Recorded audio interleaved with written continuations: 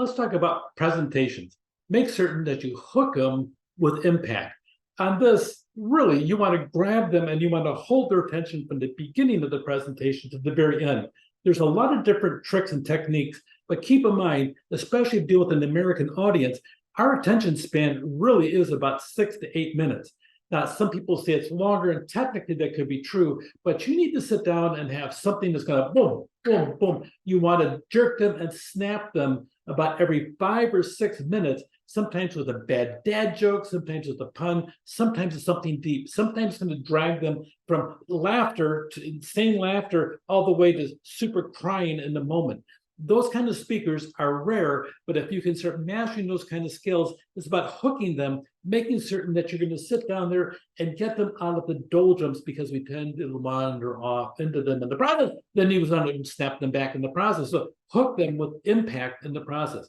You want to sit there, tell them what you're going to tell them. And then, of course, you're going to tell them. And then you're going to tell them what you told them. So make certain you have that. It's a repetition of threes. If you recall earlier, I told you that people like threes. We like threes. So tell them what you're going to tell them, and then tell them what you told them. Okay, tell them what you're going to say. Okay, good afternoon. You may have thought much about identity theft. So you talk about that, and then say it.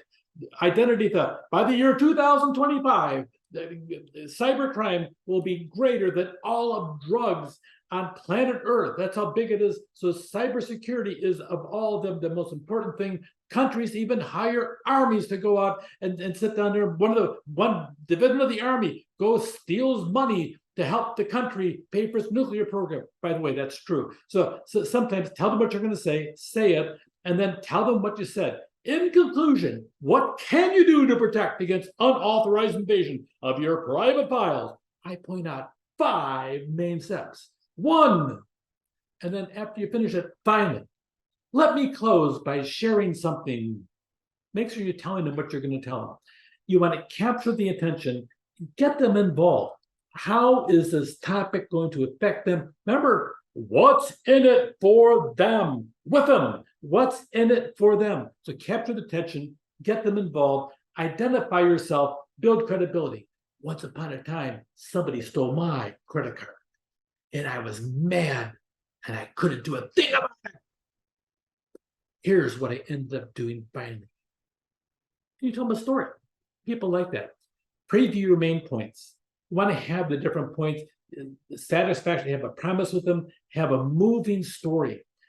Demonstration, involve the audience. I brought them up. I brought flaming torches into the audience, and afterwards I got a letter from the fire marshal. Okay, so you have all kinds of different things you can do. Props, samples, quotations. I have a dream. Leave stuff on the table if you're at a conference. Have questions. Have you ever been crippled by cybersecurity? Has anybody ever stolen your identity? You have a whole series of things that you have. You want to grab the hook with a thing that's going to sit down there and have them identify with it. Here is a promise I'm going to make you. By the end of this presentation, you're going to know the 3 points that will change your life in the area of whatever that may be, or a moving story. Have somebody involved in the process. You're going to pick on somebody. If you're speaking in front of a crowd, you're going to sit down and be at a conference, bring the conference leader and sit down and bring them involved and try to humiliate them. It's always a lot of fun. Capture the attention, have eye contact, make certain in the presentation that you're looking at people. Really, a lot of times you want to always try to capture the last third of the group, watching them, and that way you'll be able to catch all the nonverbal communication between the front 2/3 as well as you go through the whole back, and you get a better feeling for the audience. And there is a feeling from the audience. Leave the lectern. I simply don't like being behind a lectern, but some people do. One time it was almost funny. I had a class in a different state, and I was teaching something on business. I had a man who was in charge of a company that had $79 million in sales the year before, and the year before that they had 42 million. Talk about a giant, huge boom. This man was a sharp, brilliant businessman, and he came in, and they're community college students, and there's only like 26 or 27 of them. And so, but he stood behind the lectern the entire time, and he gripped the sides of it where I'm sitting over on a table in the corner, and he's kind of, okay. He was terrified to death of talking in public. A brilliant businessman, except for the fact that he was terrified to death. Try to leave the lectern. If you can, get up and behind it and have it over, move away from it. Sit down there and change your stance, change where you're at in the process. Have visuals. People like to see things. Make certain you're dressed appropriately for your audience as well. When it comes to appropriate attire, you want to be one notch higher than the audience. And that way, the audience can sit down and look up to the clothing and get the clothing issue out of the way. Have statistics out there to capture the attention, and have what's in it for me always address their self-interest. And credibility, describe your position, your knowledge, your experience. People want to know, who do you think you are? Well, here's what I did, and here's why I'm an expert on this topic over here.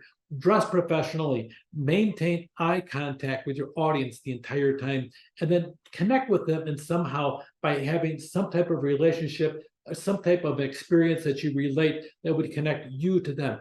We're all here. We're all human resource professionals. We're all college administrators. We're all faculty members. We're all part of the great organization that is doing this in biotechnology. Whatever that could be, make sure you connect.